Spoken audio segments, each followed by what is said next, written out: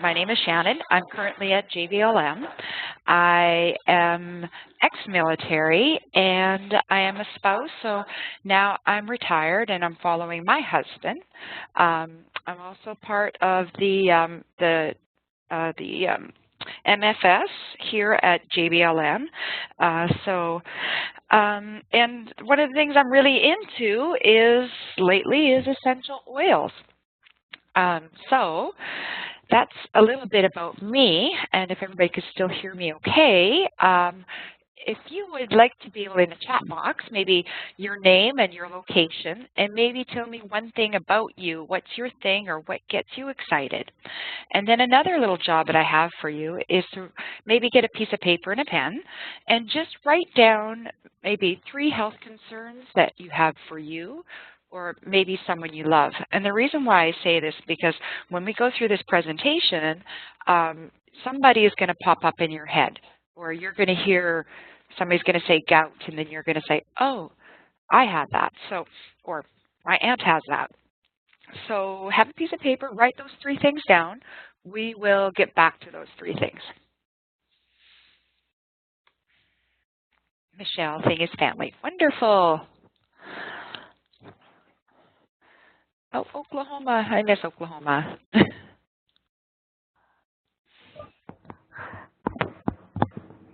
It's kind of nice and warm here today, so that's good.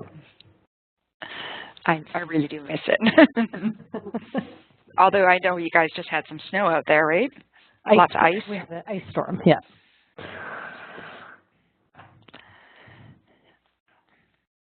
Right.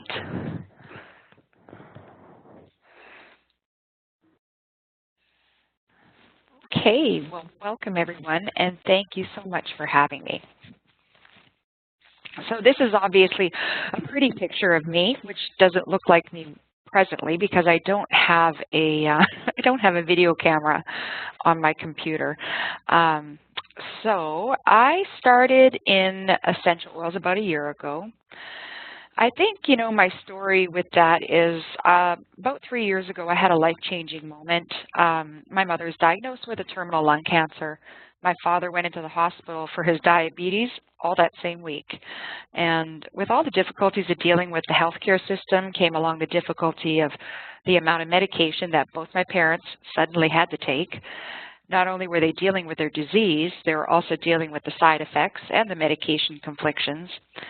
And now just kind of fast forward to a year ago, my husband and I, we were washing dishes the one night, and we were just talking about retirement, and he really made a bold statement to me, and it just kind of caught me off guard. And we were talking casually about retirement, and he said, well, I probably won't be able to enjoy my retirement for long because, my dad had died of a heart attack. And I said, oh, okay.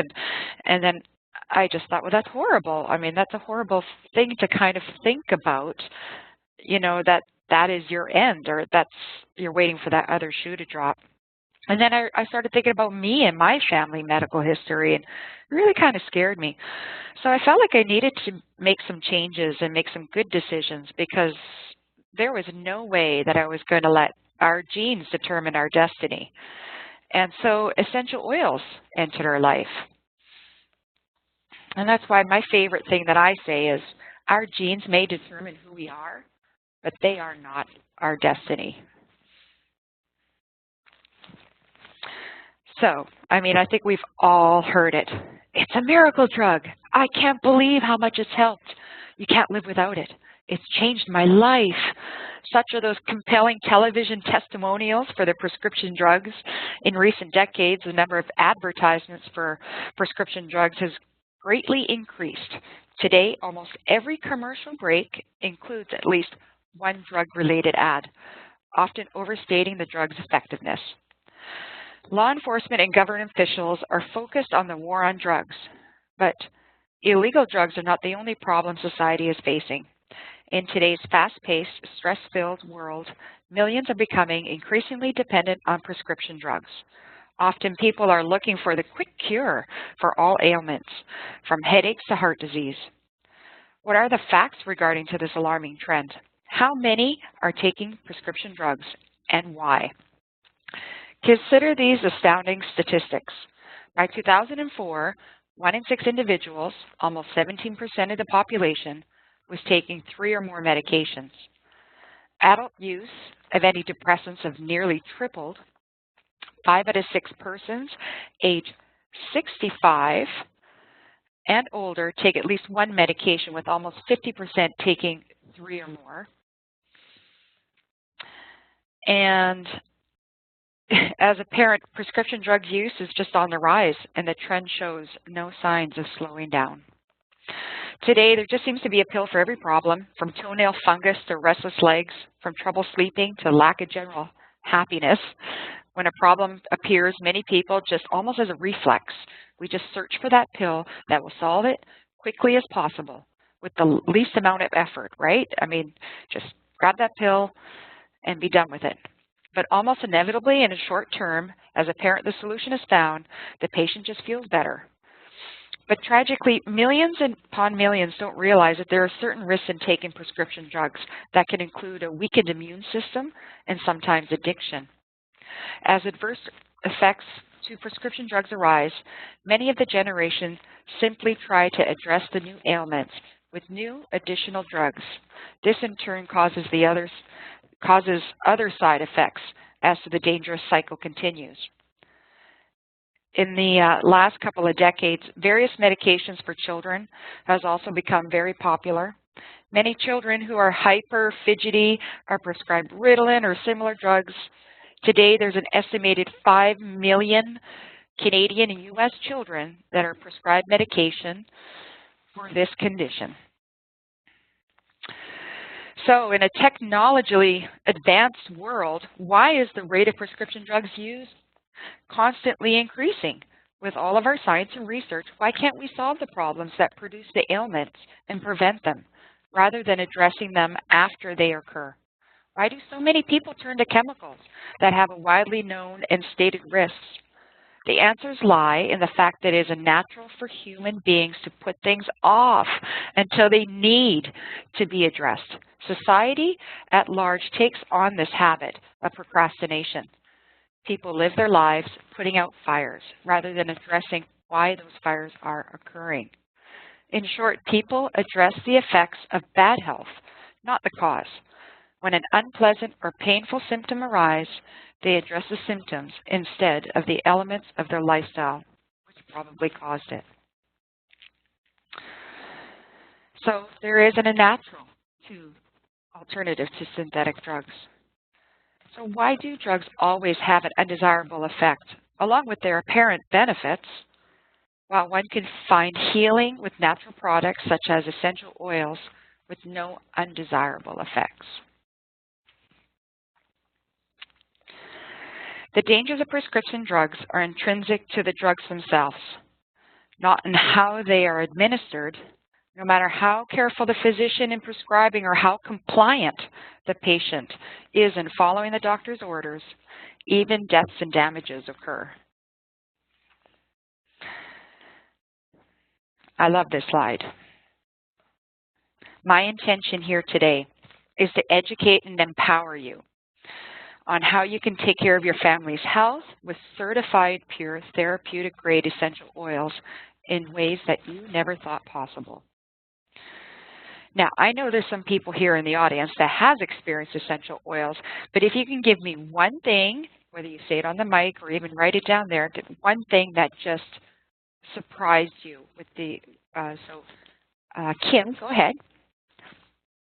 So in January last year, I had a concussion and I had really bad symptoms. I had a hard time to walk, to talk, to stay concentrate. I was sleeping about 16, 17 hours a day. So in March, my doctor said, oh, you know what? I think you're just depressed. So I'll give you those pills. They're very strong. So start by a quarter of one for 2 days and then go up. And you're going to experience terrible side effects, but they're going to go away. And I took one and I had a very bad trip on it and I threw it away. And 2 days after, I was at Shannon's house for a whole demonstration. And I was like, oh, okay, I was listening at it. And then I tried it, and I never took those pills, and I actually just threw them away. And I'm doing awesome right now. And I've been using it for when I have symptoms or when there's something wrong or prevention. And so to me, to see how quick I could have got on those pills and be addicted to it, because I know people that did. And that was the first option we told me, just to know that I was using good product and it actually worked. And I never had to be scared of being addicted to it, or I wasn't in the middle, not answering to my kids just because I'm foggy in my head. I'm totally there. And so to me, that's what was impressive with it, is that it actually can be healthy and replace something that could have made my case eventually worse. Thank you, Kim. And somebody was asking, what did you use? What was your oil that you used? So dizziness, headache, I use peppermint. There's also mix you can do by yourself, which I think is great after a while, so if your body gets used to peppermint. So headaches, for sure, that helps a lot. Also help with fever, so I use it a lot with my kids. So that helped me with the dizziness. I also took Pastance, which is because when those symptoms will happen, I will have a panic attack because I will be, oh my God, I'm going to faint again. I'm alone with the kids. What am I going to do? And the Pastance has been relaxing me. And then I started to diffuser lavender at night just because I had a very hard time to get a good night's sleep with all those symptoms. And yeah, so muscle pain, deep blue is great. So it's all thing that, you know, taking as I needed, and it just helped me to go through it. And Thank you. Thank you for sharing, Kim. I really appreciate that. And Michelle as well. I did send her out some cedarwood. She was telling me about her little labradoodle and his anxiety issues. And I had just actually experienced the oil with my own dog, and I just thought, okay, her dog needs this oil, and I'm so glad it's working out well for your dog. So what are essential oils? So essential oils are natural aromatic compounds found in the seeds, bark, stems and roots, flowers, and other parts of the plants. They can both be beautifully and powerfully fragrant. If you've ever enjoyed a gift of a rose or walked by a field of lavender or smelt fresh cut mint, then you've experienced aromatic qualities of essential oils. In addition to giving plants their distinctive smells, essential oils provide plants with protection against predators and disease and play an important role in plant pollination. Essential oils are non-water-based phytochemicals made up of volatile compounds. Although they are fat-soluble, they do not include fatty lipids or acids found in vegetables and animal oils. Essential oils are very clean, almost crisp to the touch, and are immediately absorbed by the skin. Pure, unadulterated essential oils are translucent and range in color from crystal clear to deep blue. Let me find my mouse here. There we go.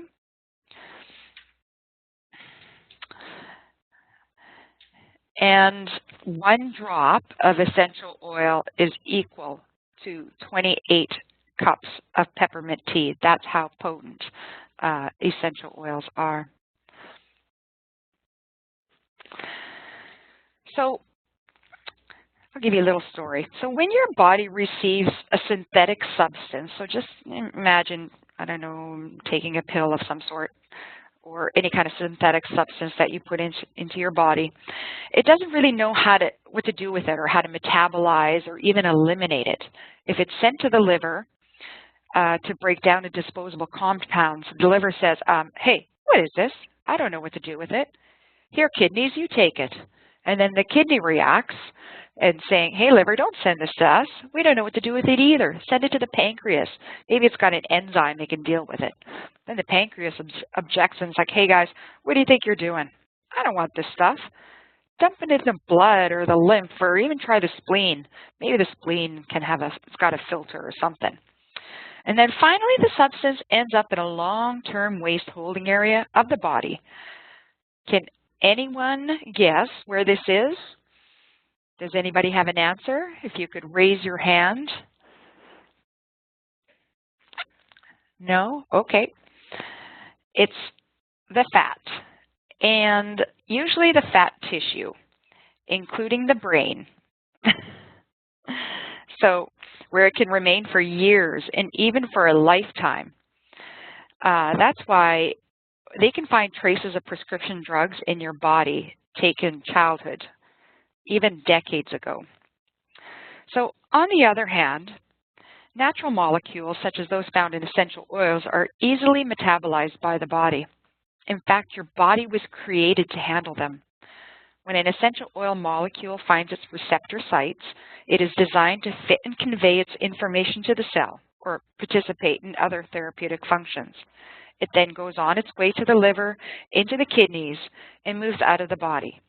Its benefits have been conveyed and its job complete. Non-toxic natural organic substances are usually easily eliminated by the body when their usefulness has run their course.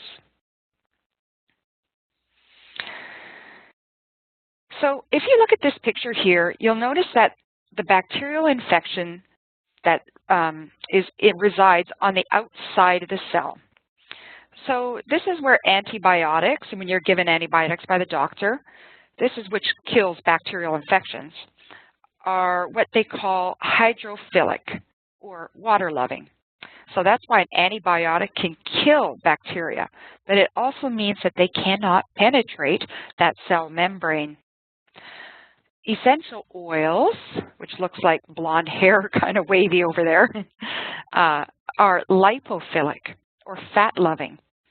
They can enter the cell membrane and protect the cell against environmental threats.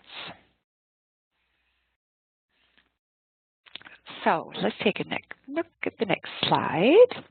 And anytime through this presentation, if anybody has a question, please feel free to put up your hand. I don't mind at all. So let's look at where the oils come from. Essential oils are extracted from many different parts of the plant, as mentioned before.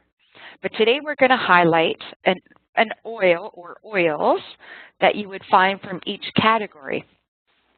So as you can see, we have the flowers and the leaves and even the twigs and berries. I didn't even think of the twigs, actually.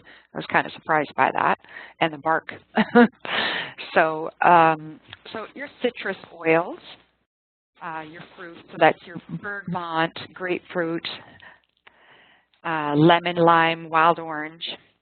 These are known for their cleaning and strengthening. You know, you need something that's going to wake you up in the morning, give you some energy, have a little bit of oil on just before your workout. That's where you see that one come from. And then next is your flower oils. So probably most of these oils you've probably been familiar with even in your own perfume sort of thing, because they use a lot of these for blending. So these are they're light and airy and fresh. That's what you got for your flower oils. And then you got your leaf ones. So you see that in your basil and your peppermint, melaleuca, which is also known as tea tree oil. And these ones are your pure, uplifting, and fresh. Has anyone tried any of these oils by chance? I know Kim has for the peppermint. Oh, yeah, Shauna? Yes, actually, I have two sisters that are quite into essential oils. So they, my daughter and I have started to get into it. So we actually use quite a lot of essential oils. I love eucalyptus, and actually in the morning, or my moisturizer that I use on my face, it's fractionated coconut oil, and I add some lime and some grapefruit and some orange. And what else? I think I put a little bit of rosemary oil in, and that's all I use on my face as a moisturizer, because of course the coconut oil, it's a good carrier oil, and so that's all I use for a moisturizer on my face. So I love it, and it is, with all the citrus, it is really nice. It wakes me up and gets me going. Excellent. That's wonderful to hear. And you're right, I have used just the fractionated coconut oil with frankincense every day. I was surprised that I thought it would be greasy, but Shauna could probably agree you're not greasy. No, it absorbs really, really quickly and just stays nice and soft. Yeah, I quite like that. Nice. Yeah. Okay, so on to the rest of the plants. So there's your twig oils. So there's cypress and white fern, wintergreen. You'll hear a lot of these oils. Those ones are used for muscles, joints, cartilage repair, that sort of thing. We'll get into that in a little bit. And then you have your bark oils, birch, cassia, and cinnamon. And cassia is a lot like cinnamon. Let's see. I didn't know that thyme was a bark or wood oil. I was kind of surprised with that. Makes you feel happy, yes. And now's the time of year to be diffusing cinnamon. And then you have your root oils. That's vetiver and ginger. Those ones are known for your grounding and your balancing. Vetiver is used quite a bit with, we talked about, putting our children on medication. So we use vetiver quite a bit for just grounding child. My son has ADHD, so I can say that it does ground Jacob. He just protests about the smell of it because it is quite pungent. And then frankincense and myrrh are your resin oils, and these are very viscous, really, really thick. And like I mentioned, I use the frankincense on my skin, but these ones are known for immune protection, anti-anxiety, that sort of thing. So, I almost forgot the seed oils. So coriander and fennel. So just trying to remember this because there's a quiz at the end here. So I'm going to call on you and see if you guys have been paying attention. So quality matters. So not all oils are created equal. Because of the lack of industry standards and the lack of regulations on terms such as natural or pure, much of what you find in the drugstore are not a therapeutic grade of essential oils and may lack real quality or even contain contaminants or adulterants. Way more common than you think. A lot goes to creating high-quality essential oils. A good brand should follow these guidelines. Proper plant varieties, each plant grown indigenously for their healthiest plant, grown without chemicals, pesticides, herbicides, harvested with precise timing to ensure peak properties, extracted with the proper temperature and pressure to preserve oil molecules, have third-party testing of every batch, and that company should stand behind the internal use of the oils in its quality. So if you look at this chart here, you'll notice that most of the essential oils on the market today are actually synthetic. This is what you'll find in your perfumes and your lotions. The green indicates the oil that's found in the food that we eat. Therapeutic grade are typically a high quality, but there is no certification to ensure this. The founders of the company that I represent felt that there needed to be a new standard in essential oil excellence. So they created a certified pure therapeutic grade essential oil, CPTG. In addition to their intrinsic benefits to plants and being beautifully fragrant to people, essential oils have been used throughout history in many cultures for their medicinal and therapeutic benefits. Modern scientific study and trends towards more holistic approaches to wellness are driving a revival to new discovery of essential oil health applications.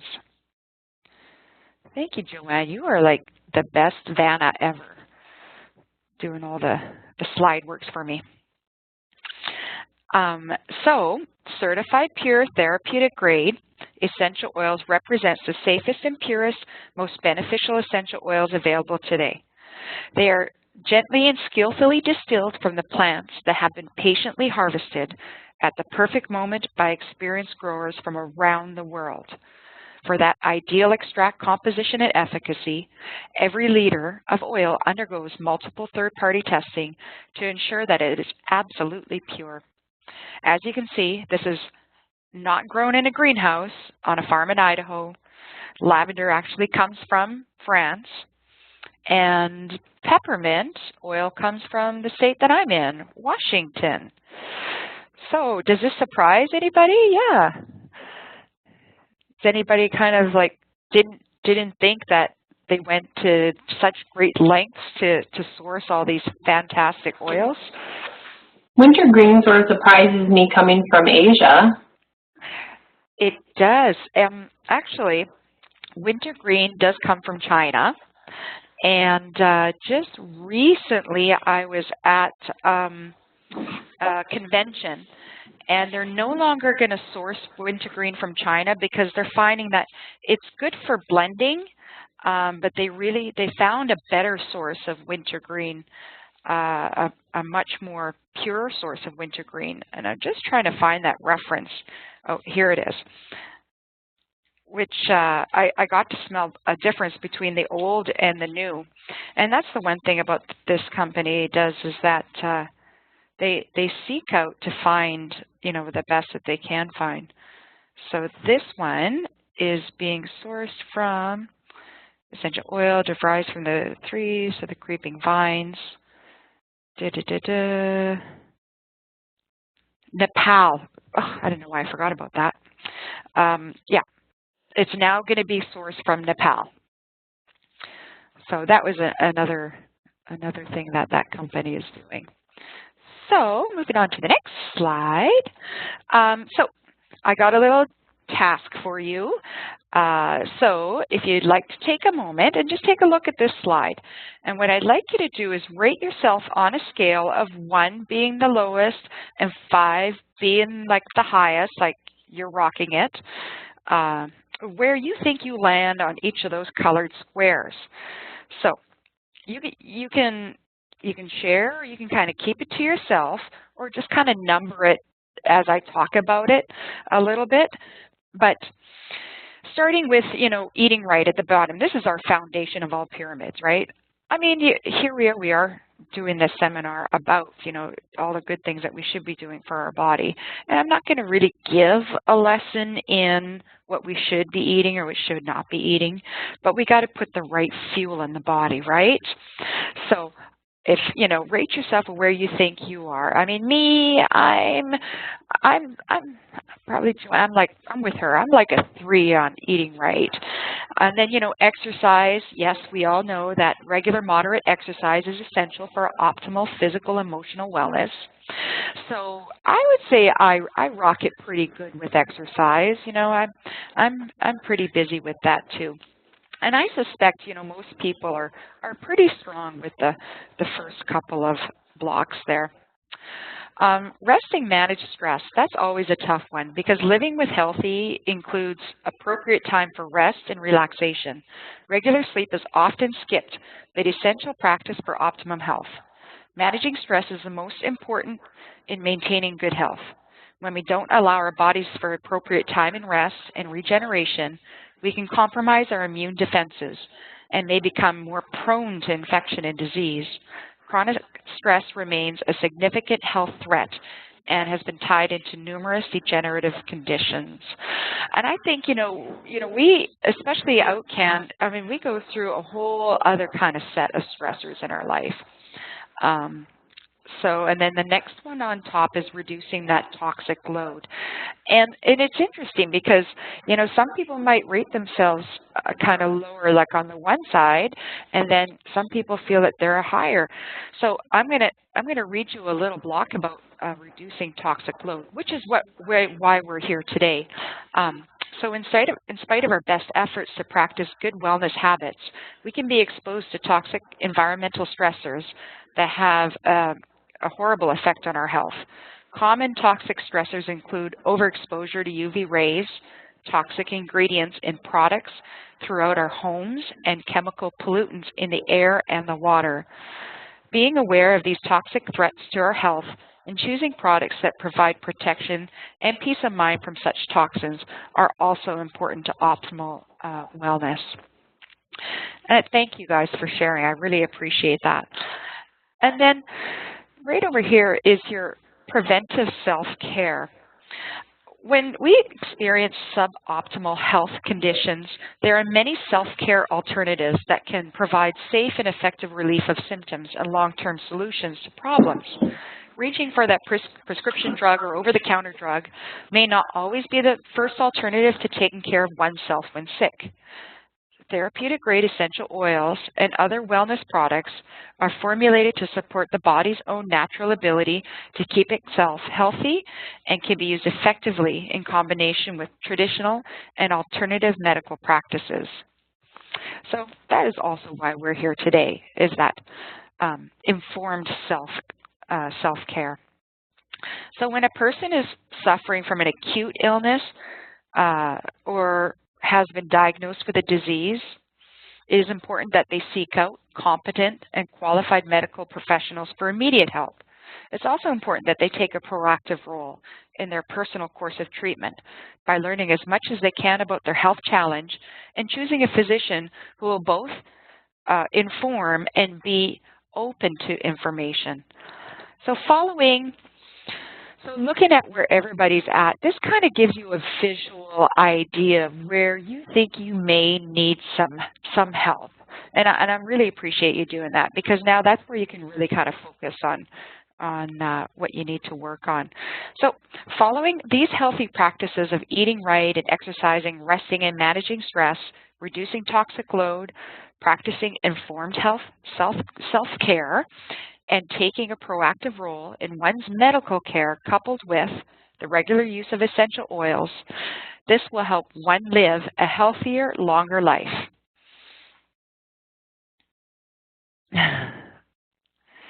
Joanne, she's awesome.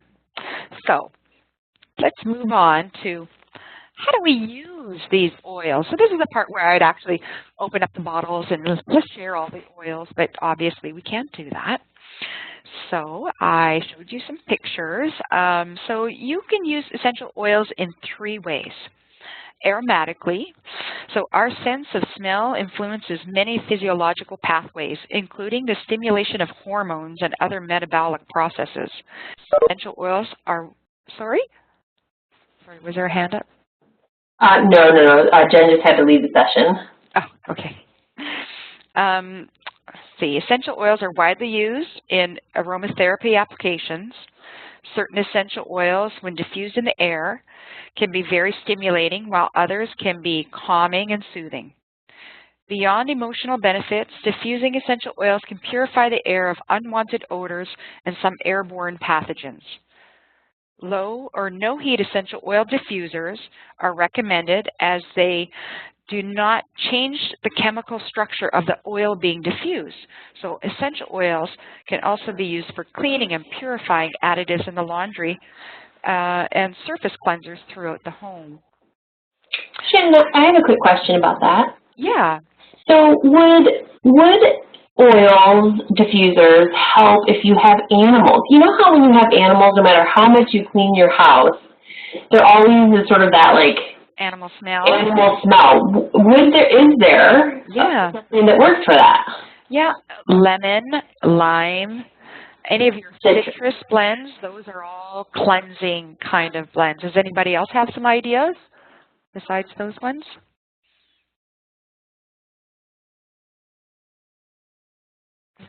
Nobody else? So those would be some good ones to, citrus, great for, it doesn't mask it. And so that's the thing. It's not that it's just going to cover it up. It's going to cleanse the air of that. In fact, the house that I went to last night and did a oil briefing had 3 animals. And I had chose to, because that's the first thing I noticed when I walked in the door. And so I put in some wild orange into the diffuser. And one of the guests had said, well, I really noticed that diffuser, and then she whispered, and I don't smell the dogs. So that was quite wonderful. So on to topical. So due to their natural molecular composition, essential oils are easily absorbed into the skin and can be safely applied topically. Application essential oils can be immediate.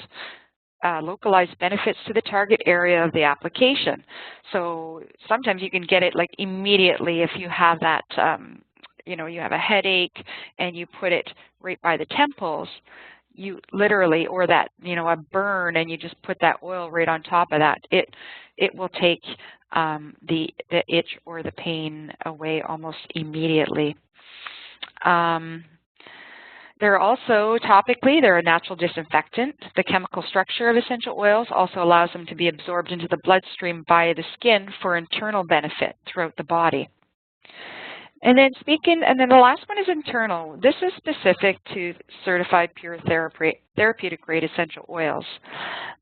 Essential oils can be used as a dietary supplement, supporting a variety of health conditions. Some oils have powerful antioxidant properties, while others support healthy inflammatory response in cells.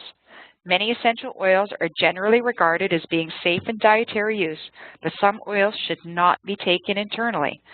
Do not use any essential oil products internally that does not have an appropriate dietary supplement fact on the label. So that's the one thing I just want to stress. On a bottle, if there's not a supplement fact on there like you would find on a vitamin bottle, don't ingest it. Which brings me to essential oil safety. They are very safe and very gentle. It's just keep them out of the eyes, the ears, and the nose. Dilute with, you know, if you do get them in your eye, don't wash it out with water. You can wash it out with water, it'll eventually come out. But you can always dilute it. If you put a hot oil in your eye, which I hope you never do, then dilute it with an oil. And we say don't drink out of plastic. Because, yeah, avocado is a good carrier oil too. Because when you put oils in the plastic, it will actually start breaking down the plastic, and then you're essentially drinking toxic plastic items into your body. So I was asked to put out some essential oil dilution tips. So here's a really neat one. So if you have a smartphone or even like a screen capture, if you want to take a screenshot of that and just kind of have that for yourself, for your own personal use. And then this is a really good one as well. Hopefully I didn't go ahead too fast. Yeah, actually, could you go back one slide there, Shannon? So just to clarify, so the spoon is representing how much of the dilution oil, not the essential oil that you would use. Right, the coconut oil. Mm-hmm. Okay, and then you would put, so for an infant, you would take 1 to 2 tablespoons of coconut oil and add 1 to 3 drops of essential oil, and then the amount of coconut oil you would need goes down by age. Am I reading that correctly? That's right. Perfect. Okay, great. Thank you. You're welcome. And then this is a nice little, again, if you want to take a screenshot of that, another way of breaking down the dilution guide.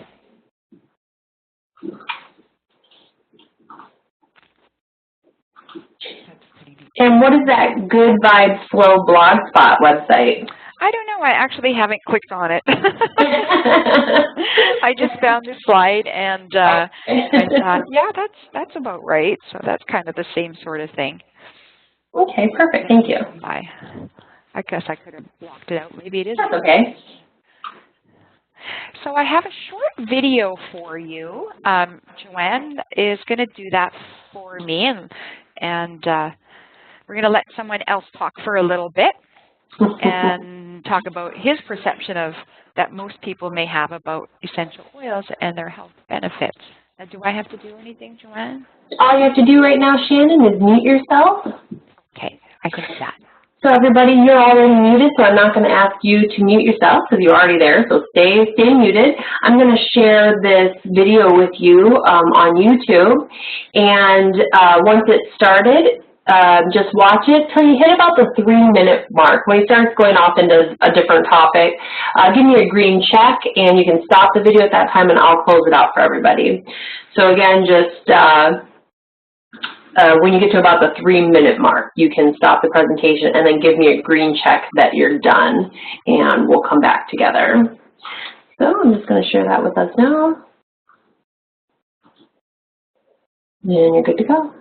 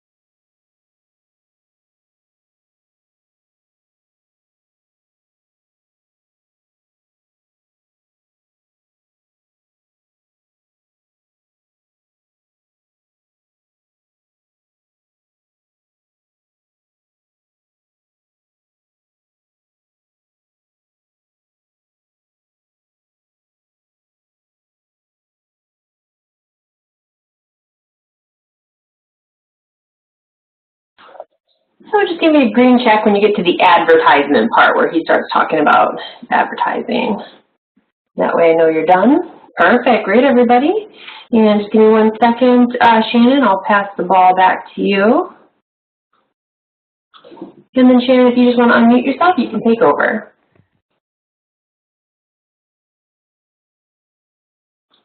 You just have to unmute yourself, Shannon. Did everybody like that video? I liked it. I like that guy. It was kind of like, you can almost see I'm a doctor and I'm a believer. So this is my little part about becoming an oil expert. So when you go on this journey and you want to become an oil expert, be informed, with books that are out there today. Make sure that there's a lot of websites. Make sure that they cite their sources. I've come across many websites and blogs that make negative claims and statements without proper citation to back up their material. It's always interesting. Usually one person, when I give a class, the very next day my inbox will be filled of links that they found after a class I've given of all these horrible things about essential oils, but none of those websites have any sort of sourcing behind it. So that's why it's important to find good information and use the books that are available. So the one book here that I use is Modern Essentials. That's kind of like our Bible. And you'll see the Spoil Your Pet one. That's the one that I used when I did a pet's essential oils class. It's great. And it looks like Kim has a question for you. Sorry, go ahead, Kim. It's not a question. I just want to clarify something because I give oil to one of my friends and she called me and she was like, oh, it doesn't work. And I'm like, okay, what did you do? And she's like, well, my son has fever. So I put it this morning and when he came back from school, he had fever again. And I'm thinking, well, no, you don't use it once and make a statement. So some people just use it once and then make a statement without really having used the right way of doing it. Right. So that's not a good. That's a good point because, you really have to almost treat essential oils like medicine. Dr. Hill, who's one of the founders of the company I represent, he says, treat the oils like as if it's medicine that you would normally have to take. Apply it, like it always says on a bottle, every 3 to 4 hours. And it's true, different people respond to different things differently. So, it's, when you get feedback like that, you just kind of go, well, that's just the kind of person they are, or, is it worth the time to say, hey, why don't you just try it again, but try it differently or at the bottoms of their feet versus, putting it close to their temples. So looking at the Modern Essentials book, which I will be doing with you at the end when we're going to talk about maybe some health concerns that you may have for yourself or for some family members, what you would find in here is like an alphabetical listing of all your ailments, explanation of the oils, and the science and application of these essential oils, which I love. It's all on the bottom, and you can check all the sources out. So, and this is what I would find. You'd see the insomnia, and it would give you a little blurb about it, like, this is insomnia. Yep, that's me. What do I do? First thing that they say is lavender. Go ahead and use the lavender aromatically, and then you see those 2 hands that you can put it on your skin, and then they have the reference material. So that's it there. So I'm just going to show you a few oils which I would normally pass around. So this is lemon, and I'm just going to list off a few little facts about lemon oil itself. It takes 45 lemons to produce a 15 milliliter bottle of lemon essential oils. The top uses are kidney and gallstones, detoxing, the lymphatic, heartburn, reflux, congestion and mucus, stress, runny nose, allergies, a degreaser, a furniture polish, helps with concentration and emotional balance. And then we have Melaleuca. So now I'm just turning the page. This is where you can hear, which I tabbed off here. So with 12 times the antiseptic power of fennel, Australian Aborigines, is that how you say it? I don't know. I can't say it. Have used, Aboriginals? help me out. What was that? Aboriginals? Thank you. I think that's how you say it, Aboriginals. The ones in Australia. Well, they've used this tea tree oil for centuries, often crushing the leaves in the hands and inhaling the aroma for colds and illnesses. And one of the top uses for essential oils is eczema, athlete's foot, bronchitis, colds, cuts, wounds, acne. That's my top use in my household. Which, by the way, my 17-year-old son who doesn't like any of my oils will always ask for it when he gets a pimple up, of course. It's also used for shock and emotional balance. And then there's lavender, all things that are calm. Lavender means to wash in Latin. It is likely the most used essential oil globally, and for good reason, as it serves in all things calming. And the top uses for that are sleep issues, anxiety, focus and concentration, burns, scars, allergies and hay fever, cuts and wounds, high blood pressure, migraines and headaches. There you go. Now you're all oil experts. So, are you ready for a test? No, but let's do it. Okay, let's go. So, here's a common North American medicine cabinet, and I'm going to pull a few items out of the cabinet, and instead of using a relief or the discomfort or using a discomfort for the ailment of what you would normally use, go ahead and tell me what essential oil would you use for item number 3. So on the picture, item number 3 in the top left corner, you can write it. You guys can use your text tools actually just to write beside there if you'd like. Make it interact a little bit more. Yeah. So on the picture with the number 3 in the top left corner, what would you suggest for instead of that Vapo-Rub or the NyQuil, what oil would you use?